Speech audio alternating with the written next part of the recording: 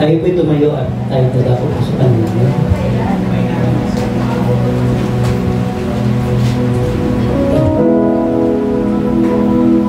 Ama namin Diyos na makapangyarihan sa lahat, pinupuri ka namin pinasasalamatan mo.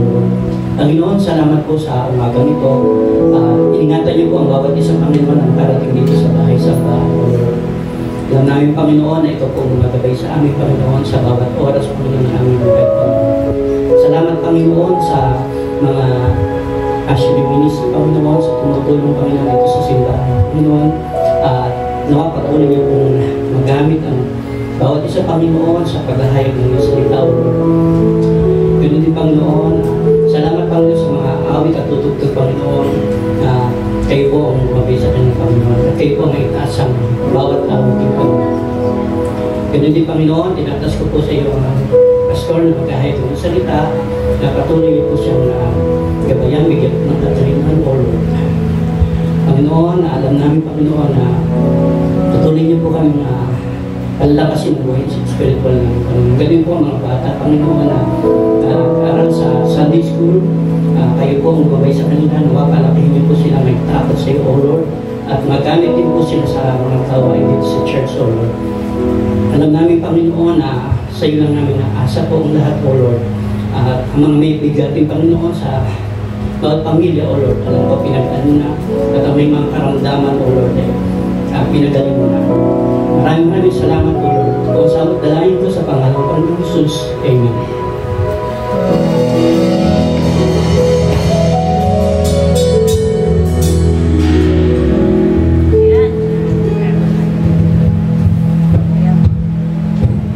Ayan po, so isang maganda at pinagpalang umaga sa bawat isa.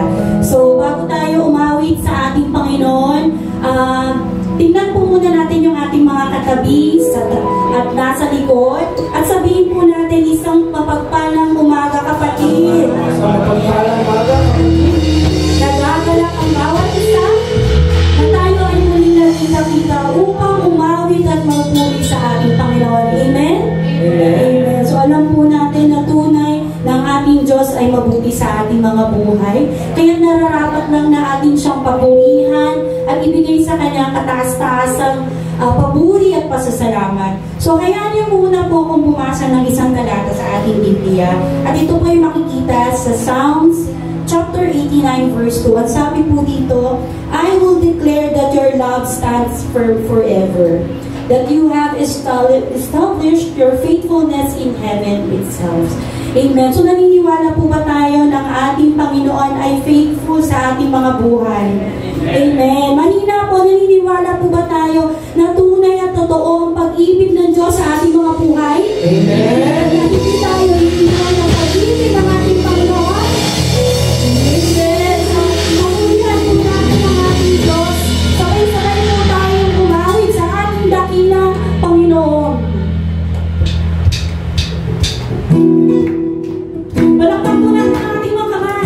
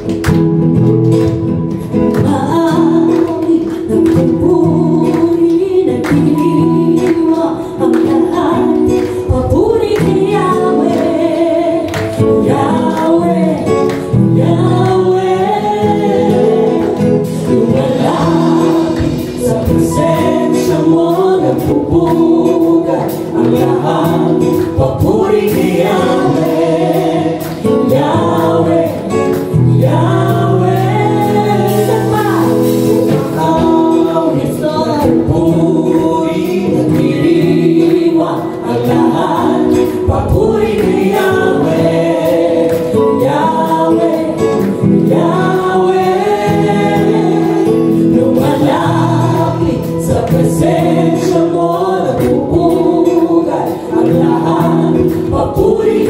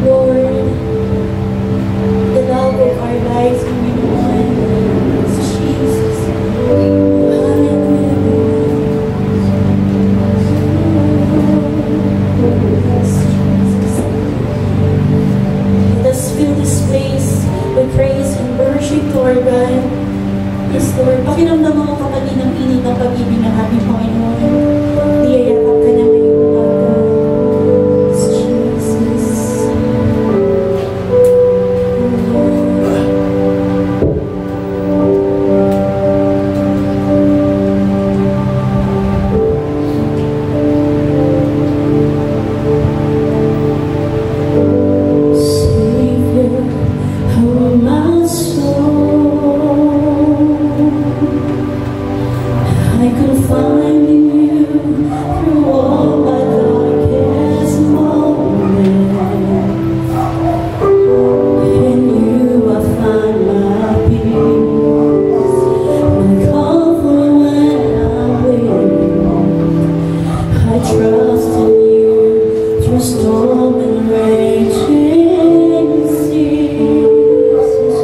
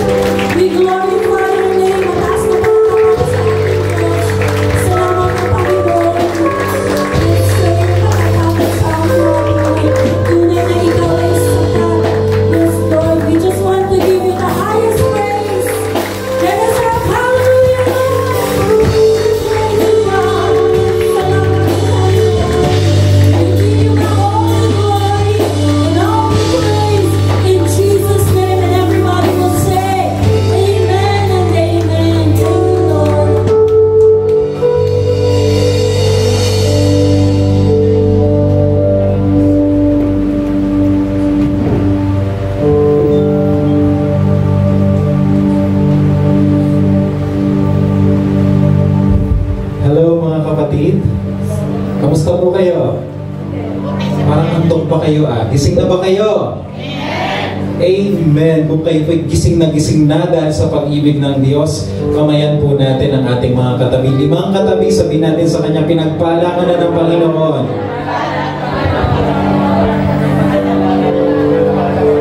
Hindi ba po ay walang kinakamayan? Sige po, gawin po natin at alam ko ito'y magdadagdag sa atin ng kagalakan.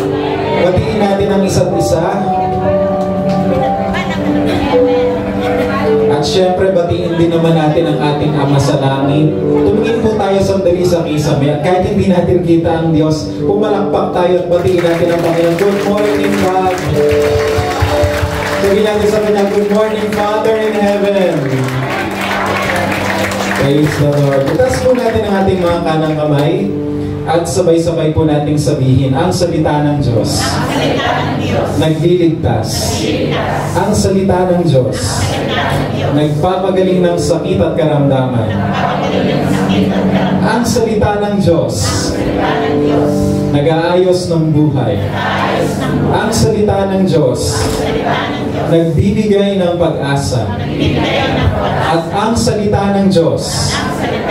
Nagpapala. Sabay-sabay po nating sabihin, today, I receive the blessings in the Word. Ulitin po natin, today, I receive the blessings in the Word. In Jesus' name, Amen.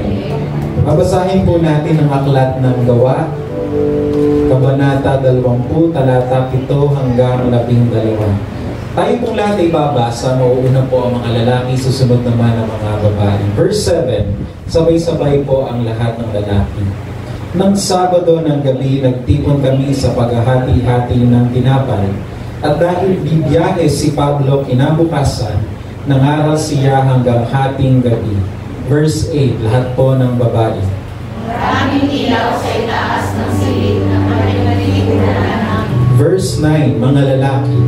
May isang binata roon na ang pangalan ay Eutychus na nakaupo sa bintana.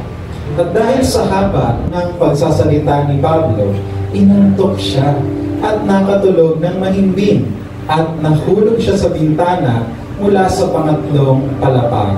Patay na siya ng buhati nila. Verse 10, mga babae. Pero bumaba si Pablo at nalaman niya si Eutychus at niyakap.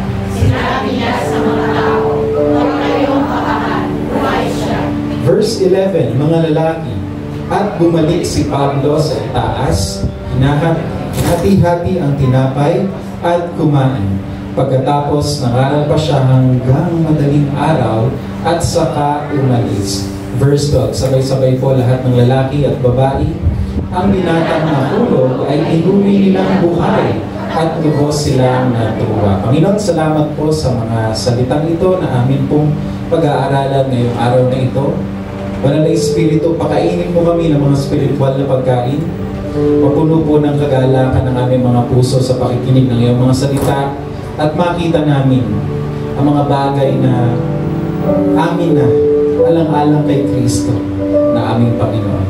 We give you praise, we give you all the glory in Jesus' name, and everyone will say, Amen and Amen. Palakpakan po natin ang Panginoon. At bigyan natin ng Panginoon ng isang malakas na blessing shout. Praise be to God. Pwede na po kayong maupo, brothers and sisters.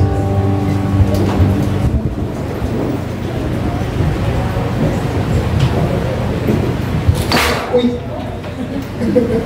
Nalaglag yung binata. Ayun. Binigising lang po tayo ng ating mahiwagang politiko. Minsan nga palakpakan po natin ang ating Panginoon. Praise God. Madalas po nating marinig ang salitang born again. Sabihin nga natin, born again. Born again. Isa pa ulitin natin. Born again. Yan. Madalas po natin yung marinig. At marami sa mga Pilipino ang allergic sa salitang born again dahil ang tingin nila dito ay isang bagong relihiyon na binuo ng kung sinong tao. Subalit ang salitang ito, born again, ay hindi po isang sekta. Maliwanag? Hindi ito isang organisasyon at hindi ito isang panibagong relihiyon. Maliwanag mga kapatid? Ang born again ay isang karanasan. Sabihin nga natin, karanasan. Ito ay isang bagong relasyon sa Diyos na ang hatid sa atin ay mga pagpapala sa ating mga kaluluwa. At ngayong umaga, titingnan natin kung ano ang kahulugan ng salitang born again sa mensahe na aking pinamagatang, bakit kailangan mo ma-born again? Samahan po ninyo ako sa pag-aaral na ito at tunghayan natin kung ano ang diwa ng salitang born again. Marami pong paraan upang ipaliwanag ang konseptong ito gamit ang Biblia. Pero sa pag-aaral natin ngayong umaga, ay iuugnay natin ang karanasang born again sa resurrection o muling pagkabuhay. Tingnan po natin ang Kabanata chapter 20 ng Aklat ng Gawa. Simulan po natin sa verse 7. Nang Sabado ng gabi, nagtipon kami sa paghahati-hati ng tinapay. At dahil bibiyahe si Pablo kinabukasan, nangaral siya hanggang hating gabi. Grabe ang preaching nung araw, ano? Hindi lang 45 minutes, hanggang hating gabi. Kaya ba natin yan? Ubos ang oras sa gawain. Verse 8, maraming ilaw sa itaas ng silid na pinagtitipunan namin.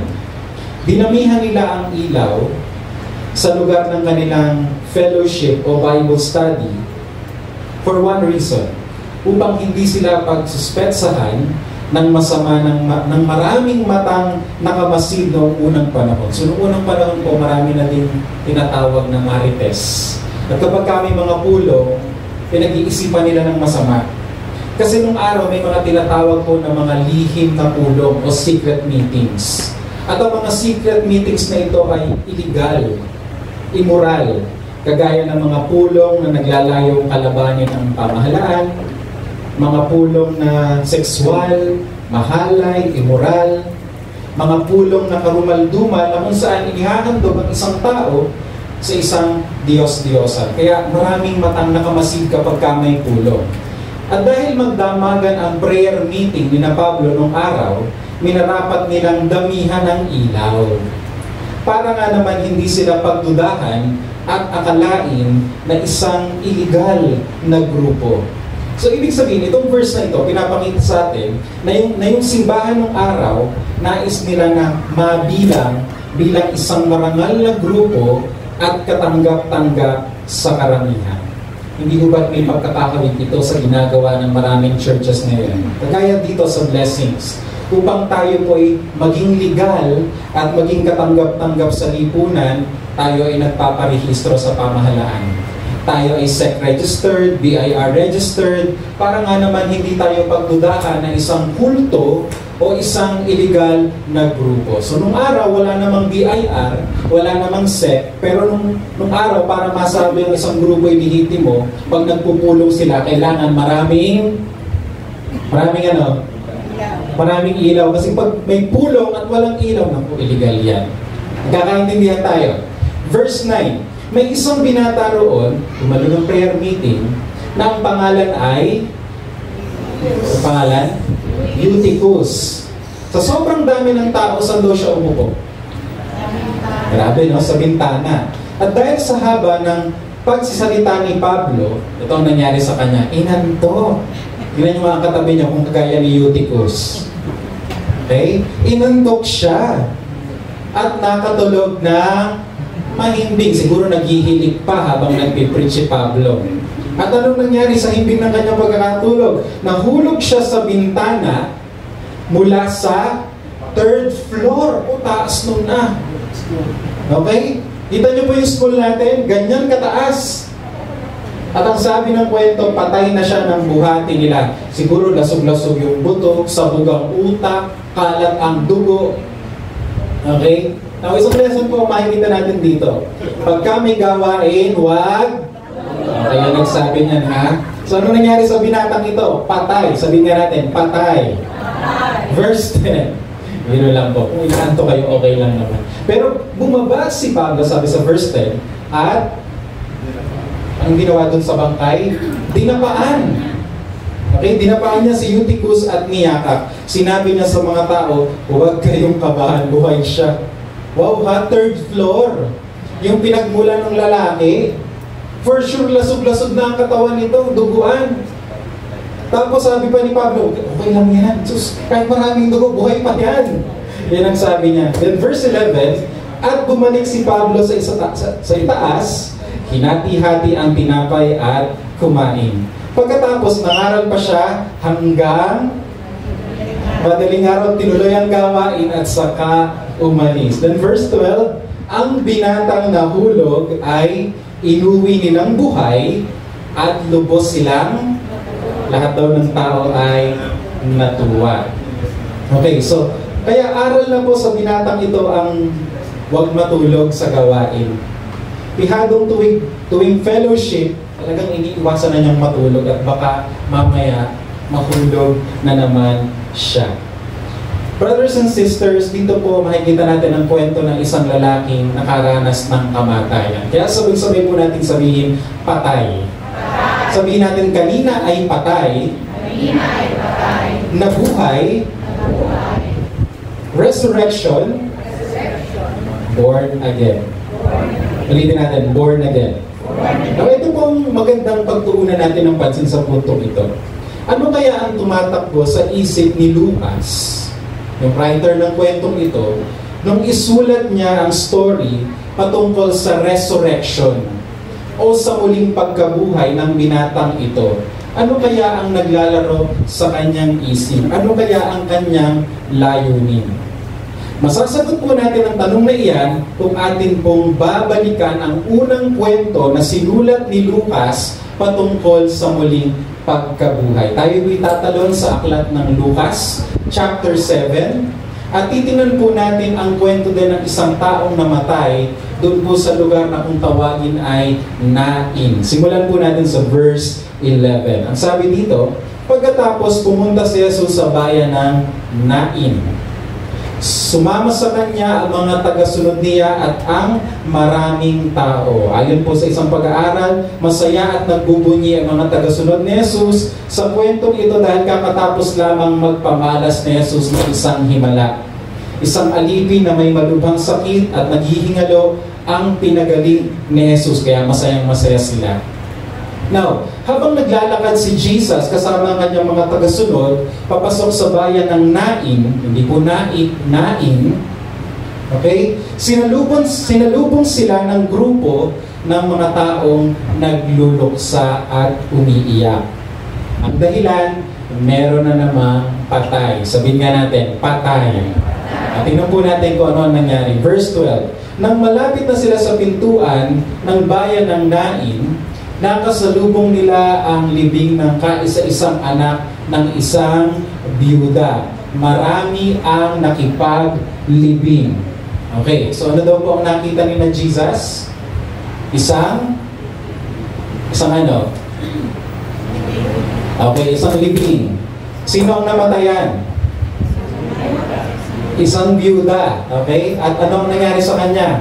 Yung kanyang kaisa-isang anak na lalaki ay namatay. No? Sa puntong ito, nais ko pong makita ninyo na doble-doble o patong-patong ang pagdadalamhati ng babaeng ito dahil hindi lamang anak niya ang namatay. Buhat nung mamatay ang kanyang nag-iisang anak na lalaki, may ibang kamatayan pa siyang dinanas sa kanyang buhay. At ano-ano po ang kamatayan na yon? 30 uri ng kamatayan ang dinanas ng babae ito buhat nung mamatay ang kanyang nag-iisang anak na lalaki. Una, namatay ang kanyang social status. Sabihin nga po natin, social status. Pag sinabi pong social status, tama. Bakit ko po ito nasabi? Kasi nung unang panahon, ang sukatan ng dangal ng isang babae ay ang kanyang anak. Kung meron kang anak nung araw, katibayan ito na magtutuloy-tuloy ang iyong lahi.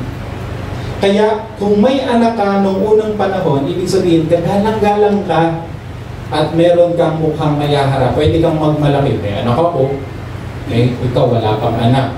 So ganyan sila nung araw. Sa kasawiang palad, yung kaisa-isang anak ng babaeng ito, ano nangyari? Namatay pa nga.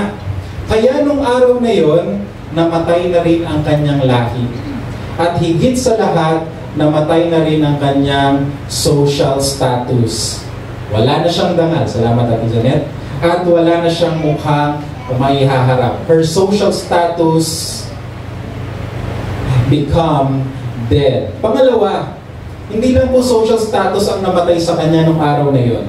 Nung namatay ang kanyang anak, namatay din ang kanyang economic livelihood o ang kanyang kabuhayan. Kasi nung unang panahon, ang mga magulang, sila po ay umaasa sa kanilang mga anak, sa kanilang ikabubuhay, sa kinabukasan. So ang susuporta sa kanila in the future ay yung kanilang anak. Okay? Kaya hindi sila nababahala na mapariwara kapag sila'y tumanda. Dahil alam nilang may anak silang mangangalaga at susuporta sa kanila kapag sila ay umidad na. Pero sa kasawiang palad, ano pong nangyari? Sa kanyang inaasahang anak na tutulong? Namatay. Kaya doble ang kanyang pagtangis at hinagpis nung araw na yon dahil hindi lamang siya namatayan ng anak. Namatay na rin ang kanyang economic security. Namatay din ang kanyang kinabukasan. At sa puntong ito, hindi niya alam kung saan siya pupulutin. Wala siyang trabaho, matanda na siya, for sure ang babaeng ito ay magiging pulubi.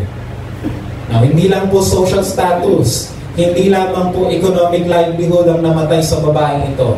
Nung mamatay ang kanyang anak, namatay rin ang kanyang political representation o yung pong tinatawag na human rights o karapatan sa lipunan. Noong unang panahon, ang mga kalalakihan ang nagpapalakad ng isang syudad. Ang hinaing ng mga nanay ay kanilang isinusumbong sa kanilang asawang lalaki o sa kanilang mga anak na lalaki upang ito ay matugunan ng pamahalaan. So, nakita niyo po yung pangyayari? Noong araw, kapag may reklamo mga nanay, ikwento lang sa anak na lalaki o sa asawang lalaki. Ang gagawin ng anak na lalaki, asawang lalaki, yun naman ay dadalhin sa pamahalaan, susumbong doon para solusyonan.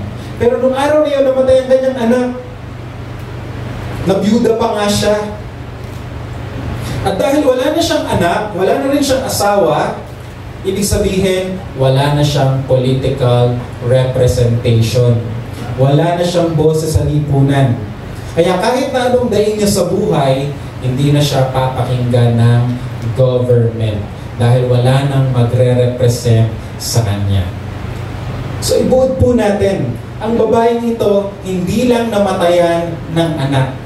Patay ang kanyang social status, patay ang kanyang economic livelihood, patay ang kanyang political representation. Okay? Kaya patay na ang kanyang dangal, patay na ang kanyang kabuhayan, at wala na rin siyang puwang sa lipunan. Wala na siyang silbi. Kaya para sa babaeng ito, wala nang kwenta ang buhay ko. Pipiliin ko na lang na mamatay kasi pulubi na ako ngayon.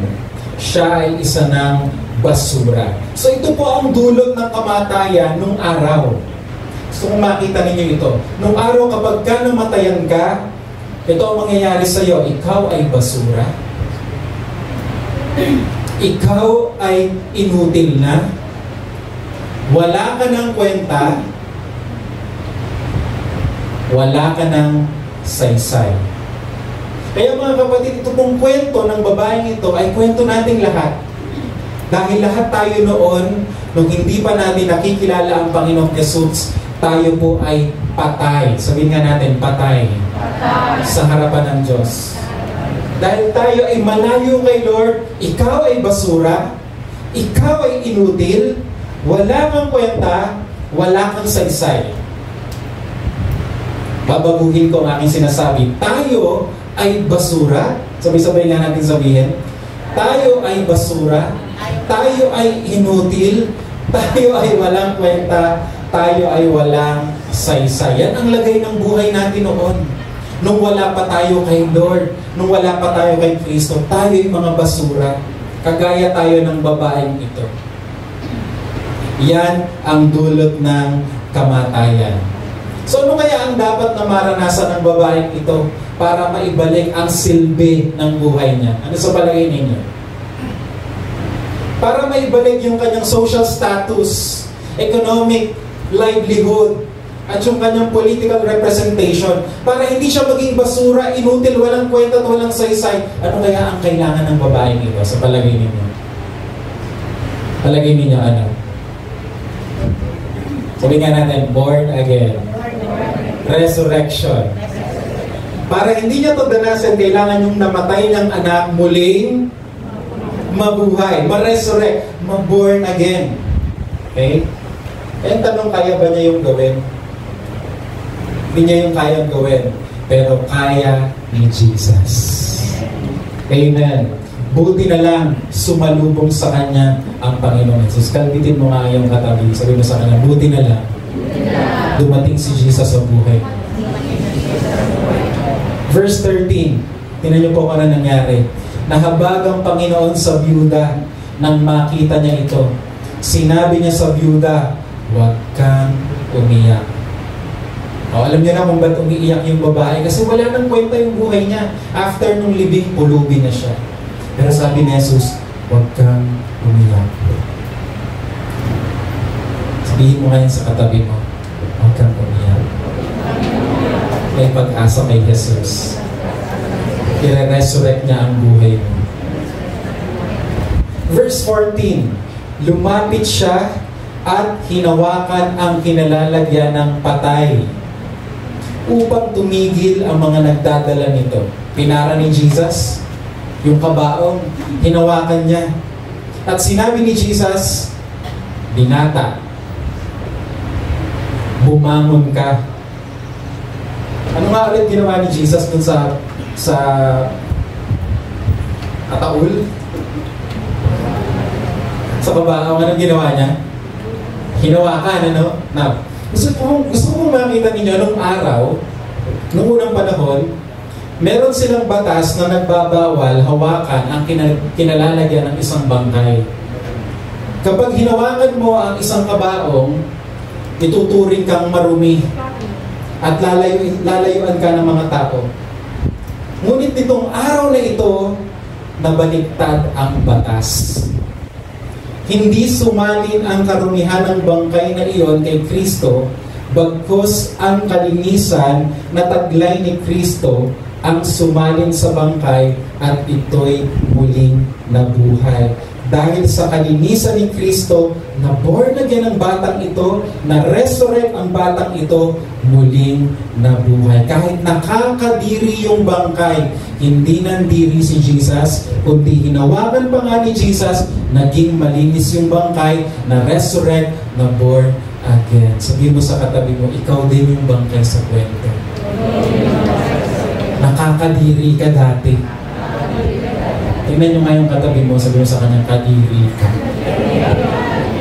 At kahit hindi mo ikwento ang nakaraan mo nung araw, kahit hindi mo ikwento yung kasalanan mo this week, nung nakaraang week, I'm sure sa mata ng Diyos nakakadiri yun. Pero itong sasabihin ko sa inyo, lahat ng bagay, lahat ng taong nakakadiri, kasali ka. Pag naranasan mo ang hipo ng Panginoon, magiging malinis ka, mare-resurrect ka, maboborn again ka, and He will give you new life. Palakpakan po natin ang Panginoon. Mga kapatid, tayo ay mga bangkay noon sa harapan ng Diyos. Madalas ba kayong manood ng zombie movie? Di ba ang zombie movie, patay pero naglalakad? Ganun tayong lahat sa harapan ng Diyos. Ikaw at ako ay mga spiritual zombie. Janet. Magaling natin, Janet. Ano? Mala zombie talaga. Tayo mga mala zombie noon. Tayo patay sa kasalanan. Ngunit nilapitan tayo ng Panginoong Jesus. Hinawakan niya tayo. namatay siya sa krus. Dahil sa kamatayan sa krus, tayong lahat ay naging malinis. At ngayon wala na tayo sa kalagayang patay. Tayo ay na-resurrect. Tayo ay na-born again. Amen. Verse 15, tingnan niyo po ang nangyari. Umupo ang patay. Aba, kakatakot ito. Umupo ang patay. Sipin mo, nandun ka sa pulaw, hinawakan ni pastor yung patay. Bumangon, umupo. Umupo ang patay at nagsalita. Nagsalita pa. Musta na kayo dyan? Okay lang ako dito. At ibinigay siya ni Jesus sa kanyang ina. Tingnan niyo yung ina. Kanina yung ina nagluluksa. Yung ina kanina takot na takot. Anong mangyayari sa akin bukas? Pulubin na ako bukas. Wala na akong kwenta bukas. Akala nung biyudang to katapusan na. Namatay ang kanyang anak. Balikan nga natin yung kondisyon ng nanay. Namatay ang kanyang anak. Namatay din ang kanyang social status, dangal. Namatay ang kanyang economic livelihood, ang kanyang kabuhayan. Namatay ang kanyang political representation, ang kanyang karapatan sa lipunan. Ngunit dahil sa himala ng muling pagkabuhay, ang lahat ng nawala sa kanya ay muling naibalik. That is the miracle of being born again. Bibigyan ka ng Panginoon ng second chance, ng bagong simulain. So kapatid, naglalaro sa isip ni San Lucas patungkol sa salitang born again o muling pagkabuhay? Ito po yun. Ang muling pagkabuhay ay may kinalaman sa pagpapanauli ng ating social status, ng ating dangal, economic livelihood, ating kabuhayan, political representation, karapatan sa lipunan. Inaabot nito ang kabuuang pangangailangan ng isang tao. At kapalit ang naranasan ng babaeng ito ay larawan ng born-again experience. Muling pagkabuhay. Ibinabalik ng born-again ang saysay natin bilang mga tao. Sabihin mo nga sa katabi mo, may saysay ang buhay mo. Marami sa inyo nag-aadik-adik noon. Marami sa inyo noon sinisira niyo ang buhay niyo. Marami sa inyo nagtatampisaw sa kasalanan nung araw. Marami sa inyo naging kahihiyan ng magulang nung araw. Pero nung araw na narinig mo ang gospel at nakilala mo ang Panginoon, ibinalik ng Diyos ang halaga. Ibinalik ng Diyos ang saysay ng buhay mo. Burado na! Burado na ang nakaraan. Ikaw ay born again. Kaya kapatid, hindi na tayo basura. Hindi na tayo inutil. May kwenta at saysay na ang ating buhay. Ay bago na tayong simulain. Amen. Si Jesus lang ang kayang gumawa. Alam ko marami sa inyo hinahabol minsan ng konsensya. Punong-puno ng guilt. At alam niyo, ang konsensya, malakas ang boses niyan eh. Pipilayan ang kumpiyansa mo. Ipapaalala ang mga kamalian mo. Mga tago at luma ng kasalanan, ibinabalik pa ng konsensya. Subalit ngayong umaga, mas malakas ang tinig ng Diyos na nagsasabi, ikaw ay bago ng nilalang. Wala nang nakaraan. Ikaw ay bago na. Pwedeng yung katabi mo, alam ang nakaraan mo. Pwedeng ang asawa mo, alam ang mga kamalian mo. Pwede yung nasa likod mo, nakabarangay mo, alam kung sino ka nung ikaw ay binata at dalaga. Pero pwede ba kalbit-kalbitin mo yung katabi, sabihin mo sa kanya, dati yun. Born again na ako. Bago na ako. Amen. Dati tayo'y patay, kagaya ng bangkay dito sa kwento, pero muli tayong nabuhay. Dati tayo'y mga zombie. Ano ang tanong ng zombie, Ate Janet? Galing talaga na ito, Janet, pagka mga usapang zombie. Pero ngayon hindi na. Hallelujah na ang nalabas sa ating mga bibig. Dahil humihinga-hinga na tayo. Buhay na tayo ngayon dahil sa awa at habag ng ating Panginoon. Palakpakan natin si Jesus. So yun po yung unang kwento ng muling pagkabuhay na sinulat ni Lucas. Pero meron pong pangalawa. Tingnan natin yung pangalawa. Okay? Tingnan natin yung pangalawa. Ito po yung naganap sa Gawa chapter 9. Tingnan po natin ang verse 36. Sa lungsod ng Joppa, kakaiba yung pangalan. May isang babaeng mananampalataya ng pangalan ay Tabita. Para madaling tanda. Tabita. Sa Griego, ang kanyang pangalan ay Dorcas. Marami siyang nagawang mabuti, lalong-lalo na sa mga dukha. Verse 37. Nagkataon noon na nagkasakit ang babaeng ito at ulitin nga natin, sabihin natin, patay. Okay? May patay na naman. Nililinis nila ang kanyang bangkay at ibinurol sa isang kwarto sa itaas. Okay? Verse 39. Agad namang sumama si Pedro sa kanila. Pagdating nila sa Joppa, dinala siya sa kwarto na pinagbuburulan ng patay. May mga byuda roon na tumatangis. Nag-iiyakan. Bakit mo kami iniwan? Tabita! Pinakita nila kay Pedro ang mga damit na tinahi ni Dorcas nung nabubuhay pa siya. Sa puntong ito, gusto kong malaman ninyo na dalawang dahilan. Meron pong dalawang dahilan kung bakit tumatangis yung mga babae dito.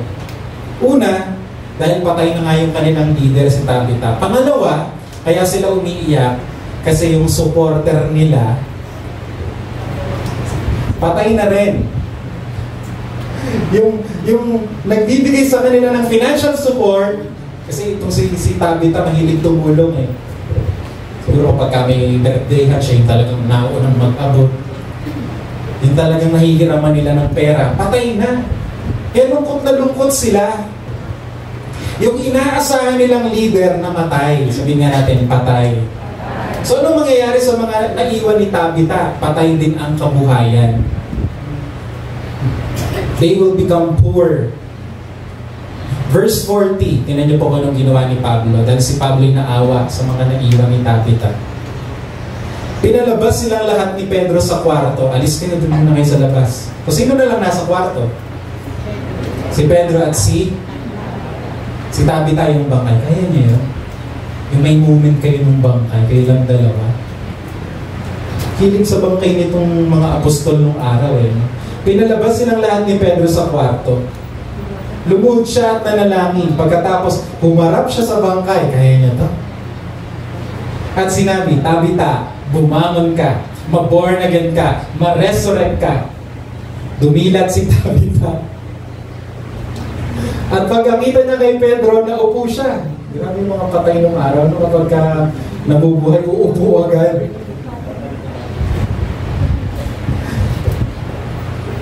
Magawa nga ito sa ibang pagkakataon.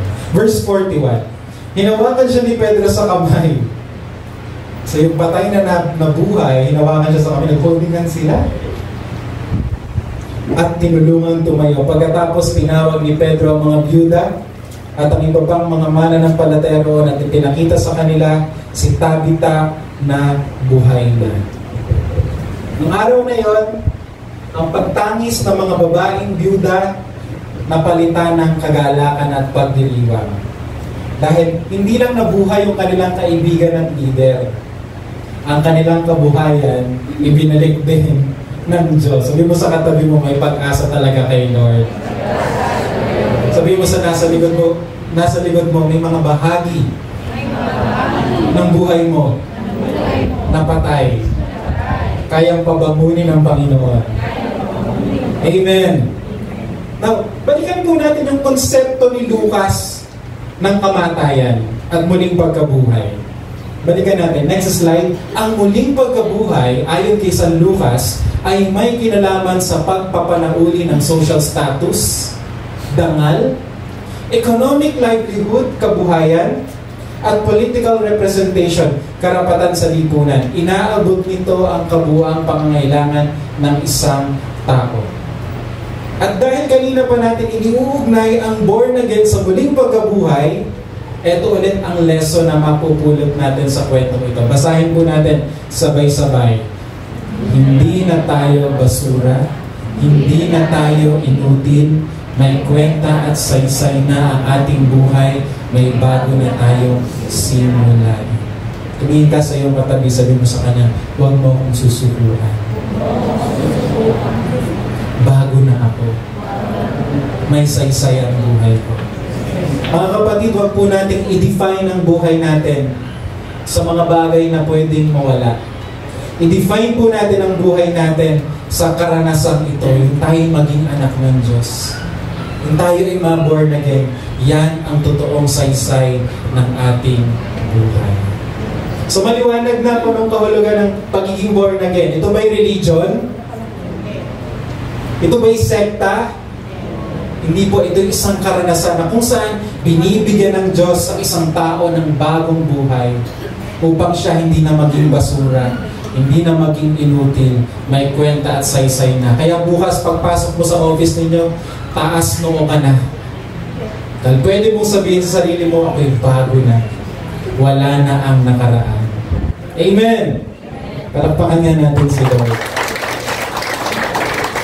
Okay, ngayong malinaw na kung anong kahulugan sa atin ng salitang born again at resurrection, balikan natin yung lalaking nakatulog.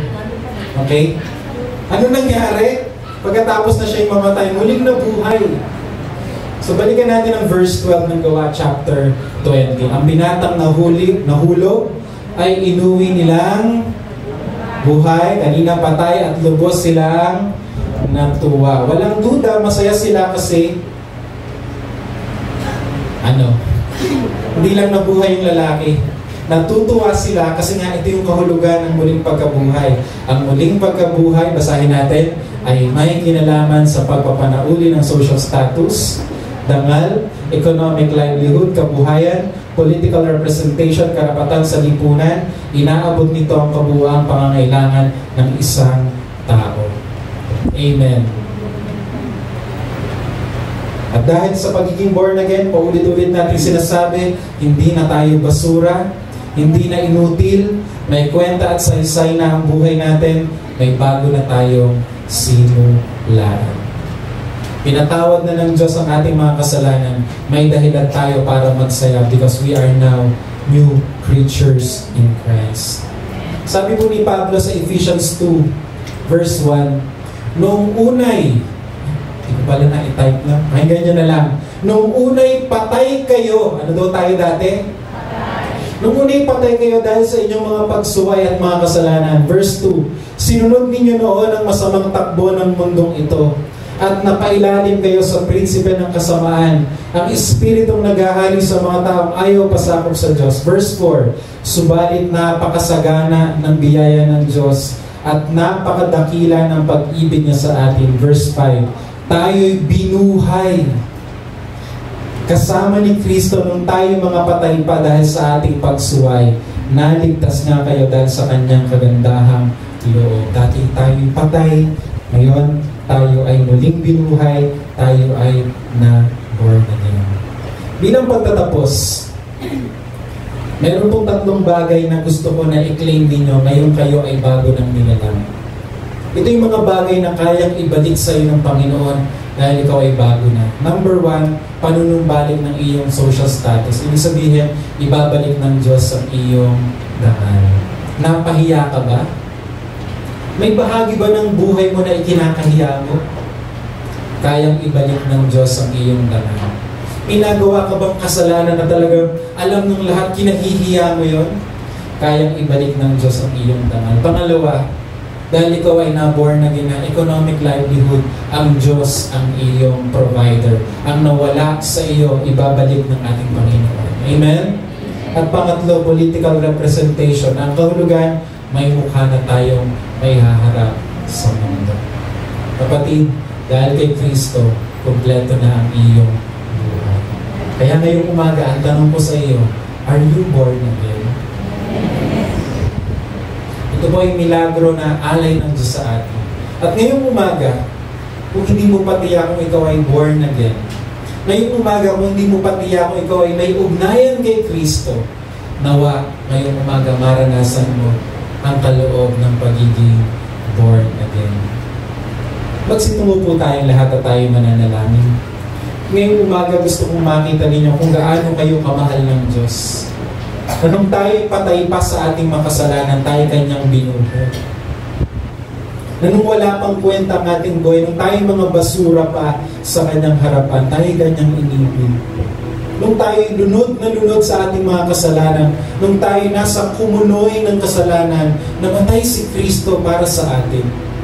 Upang tayo ngayon bigyan ng panibagong simulain. At ngayong umaga, kapatid, alam ko na gusto mong tanggapin ang panibagong simulain, ang panibagong buhay na ito na tinatawag na born again mula sa Panginoon. If you want to receive this new life and the work of God in your life, I want you to follow this simple prayer. Sabihin mo, Panginoon Jesus, Lord Jesus, this morning, I want to experience the miracle of being born again. Lord, I know I am dead in sin. But because of your work, because of your love, I can be alive. I can be a new creation. Lord Jesus, come into my life. I open my heart to you. Be here, Lord Jesus. I accept you as my Lord, as my Savior. Lord Jesus, I believe you are the Son of God. You were sent by the Father in this world to die for my sins. You paid the price of my redemption. Lord Jesus, you were buried and you resurrected. Thank you, Lord God. I believe, Jesus, you are Lord.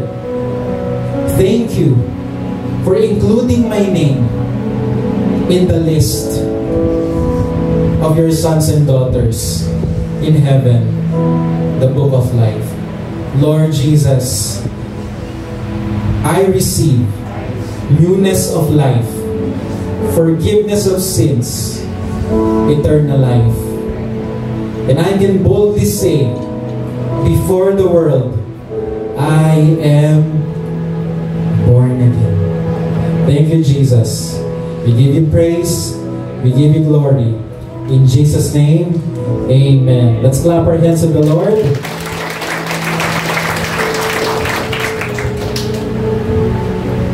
Tayo po tayo para sa celebration ng hapon. Muna pong buksan ang mga communion elements.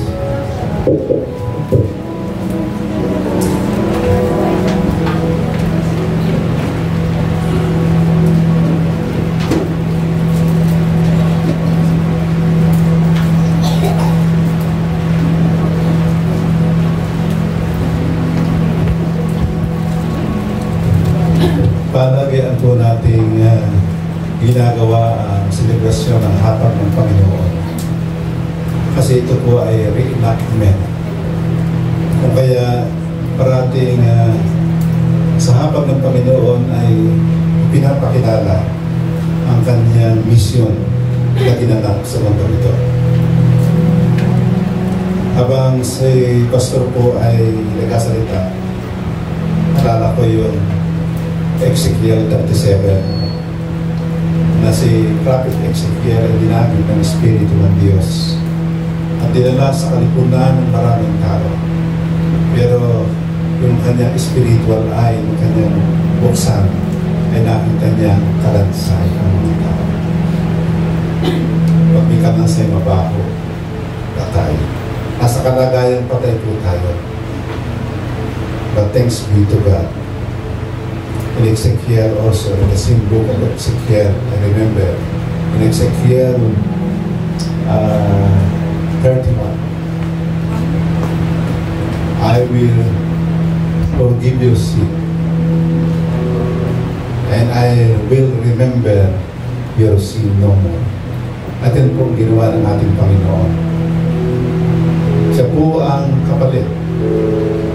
Inilarawan maging sa aklat ng Genesis. Tanda niyo yung istorya ni Isaac na ihahandog. Pero nung nasa sandali ng sasaksakin na ni Abraham ang kanyang anak bilang handog sa Panginoon at pagsunod. Pero substitute. Yun lang. And Jesus, the Lamb of God, na siya po ang kumuha ng ating mga kasalanan. Inakon niya. The book of 2 Corinthians 5:21 declares, wala siyang kasalanan. Pero siya ay naging kasalanan. At ang makasalanan ay mababayad ng kamatayan sa krus ng Kalbaryo. Inakon niya minsan ang ating mga kasalanan. Past, present, and future.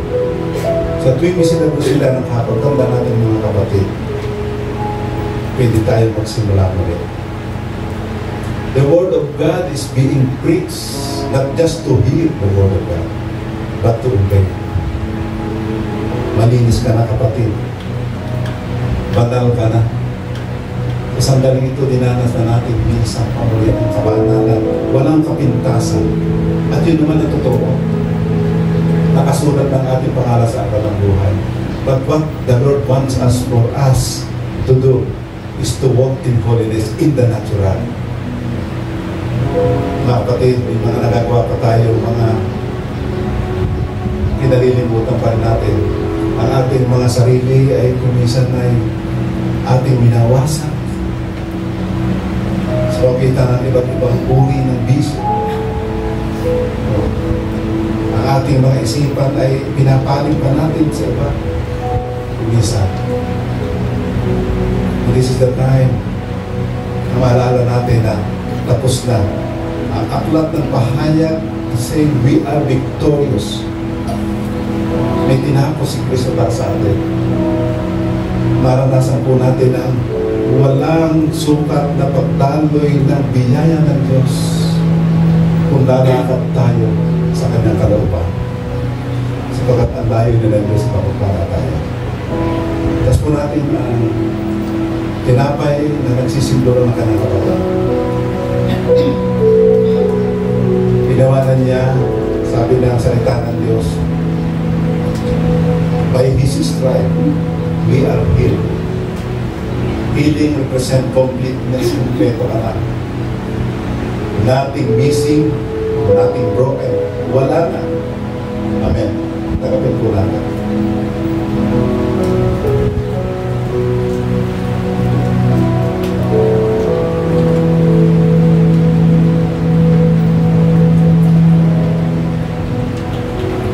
The Word of God declares that we are healed.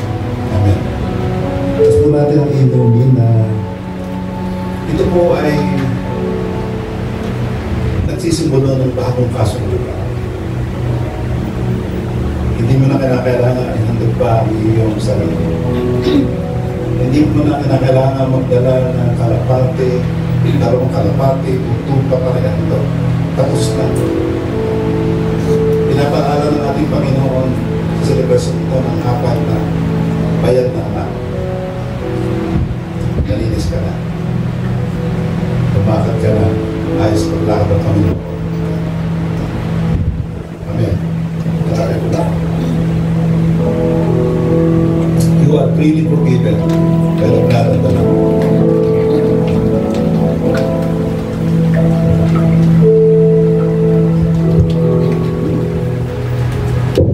Ayan, isang mapagpalang umaga po sa ating lahat. Ba't di po natin palakpakan ang Panginoon? Amen! Tunay nga po na in Christ, we have new life. Amen! Ayan, at hindi na tayo basura, hindi na tayo inutil, at may kwenta at saysay na tayo. Amen po ba? Ayan, dadako na po tayo sa ating covenant. Ilagay po natin ang ating mga kamay sa ating dibdib, at sabay-sabay po nating bigkasin ang ating covenant of faith. Sa bilang na 1, 2, 3, kami ay nagpasya. Kami ay nagpasyang magmahalan bilang magkakapatid. Ang isa ay para sa lahat, ang lahat ay para sa isa. Ang lakas ng isa ay lakas ng lahat. Ang kahinaan ng isa ay kahinaan ng lahat. Kami ay nagpasyang magtulungan sa hirap at ginhawa. Ang bawat isa ay hugutan namin ng lakas.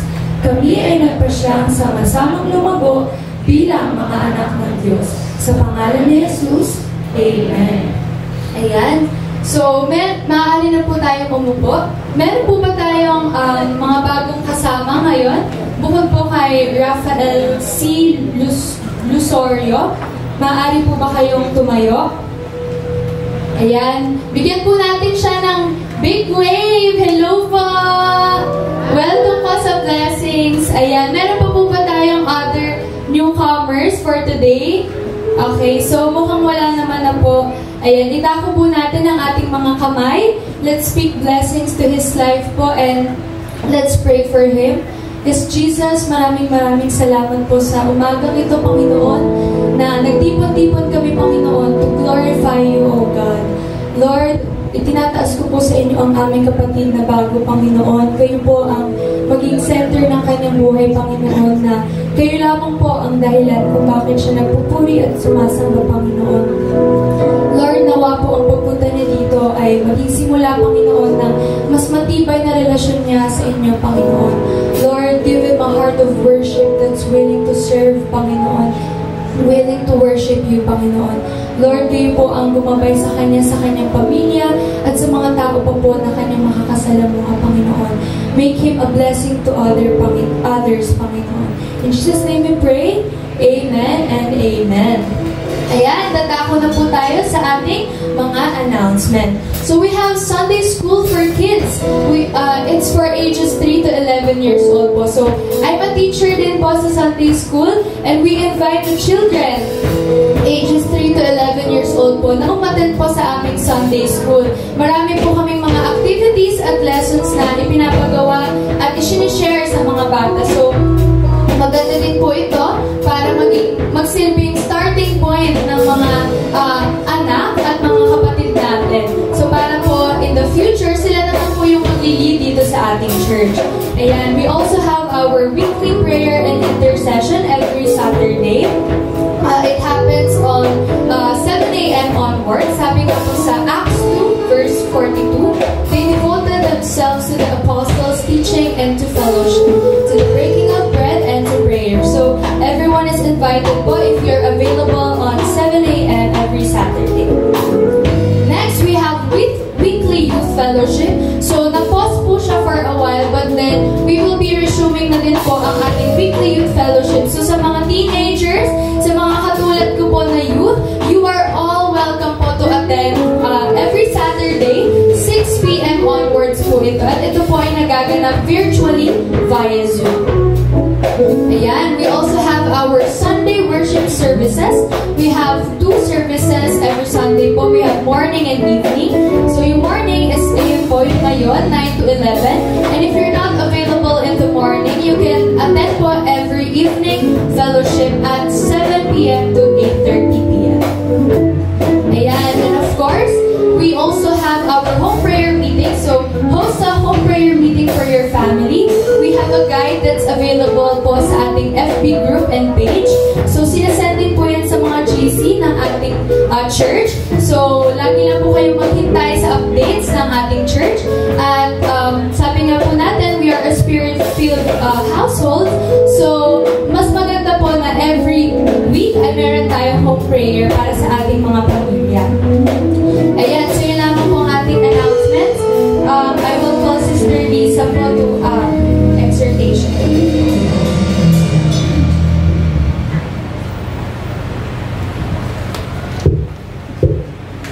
Thank you, Lord. Una sa lahat po, ako ay nagpapasalamat sa Panginoon dahil ngayon po ay kaarawan ng aking anak na si Joe, yung nasa back ko. Tapos kagabi po, ay nanganak po ang kanyang asawa sa Korean Hospital. Munti na pong naging magka-birthday ang mag-ama. Salamat sa Panginoon, tunay nga ang Diyos po ay tapat. Ang prayer po namin ay doon siya manganak sa layong ni Dr. Nobly Rosilio. Pero kalooban ng Diyos na doon po kasi maaga pa pong pumutok ang panubigan ay baka po maging dry labor. Kaya doon ay in-induce na po. Salamat sa Panginoon, talagang ang Diyos po ay tapat. Sabi ko gusto lang ng baby iyan na maging magkatulad ng birthplace ng mag-ate ni Gina. Bali, 12 years na po ang sinundan, kaya parang nanganganay, pero Salamat sa Panginoon. Talagang ang Diyos po ay napakabuti. Dito naman po sa giving, ang babasahin ko po ay sabi sa unang Timoteo 6 verse 7. Sabi dito, ang totoo, wala tayong dinala sa mundong ito at wala rin tayong madadala pag alis dito. Bakit po ba ang baby pagkalabas ay pinapalo? Pinapalo ang paa o kaya ang puwet? Ano sa akala nyo? Sabi po ay, kaya pinapalo ay pinapaamin, may dala ka ba?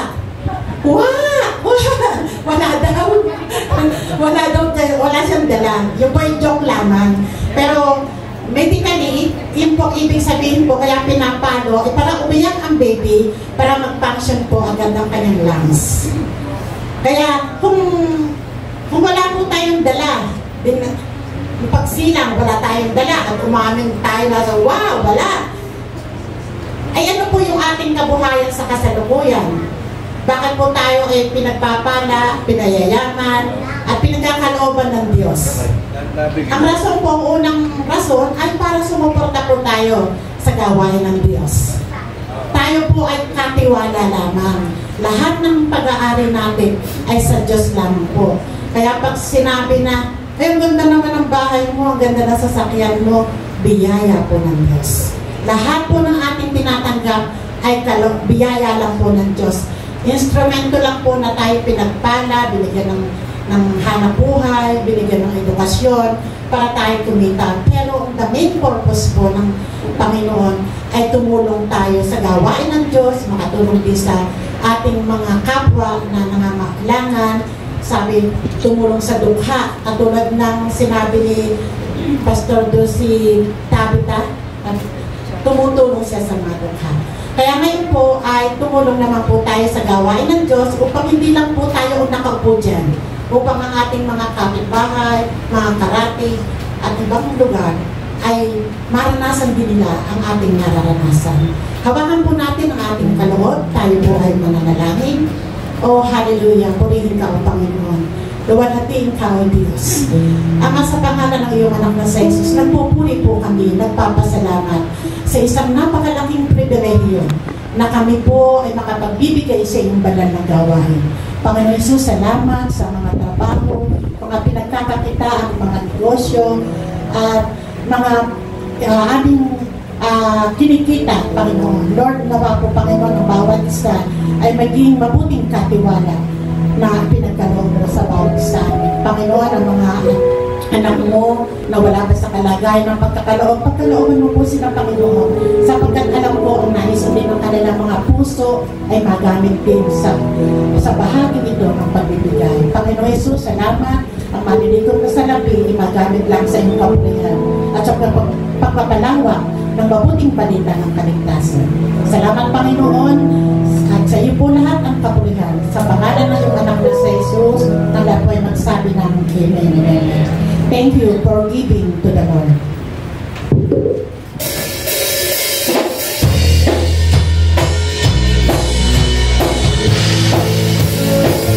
Kasi tayo po ang patuloy na natin ang Diyos.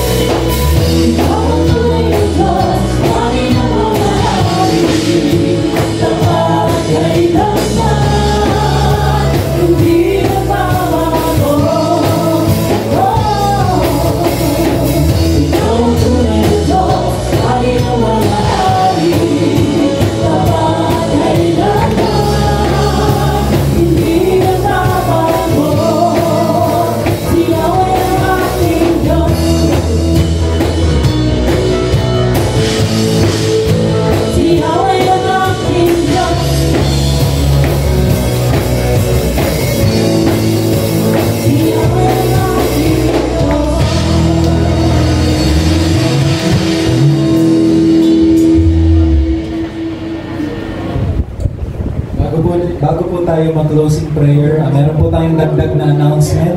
Para po sa mga nakadalo ng water baptism class, ang inyong pong baptism ay matutuloy na this coming Wednesday. Ang simula po ay alas 7 ng gabi hanggang 8:30. Ito po ay gaganapin sa Flerida, Mendez, Cavite. Ang mga instructions po ay atin pong ipopost sa Facebook. Ulitin ko po, ang pwede lang pong magpa-water baptize ay yung nakadalo ng baptism class. Okay? So, popost na lang po natin sa Facebook. Manalangin po tayong lahat. May the love of the Father, the grace of the Lord Jesus, the fellowship of the Holy Spirit be with you all. In Jesus' name, amen. Amen.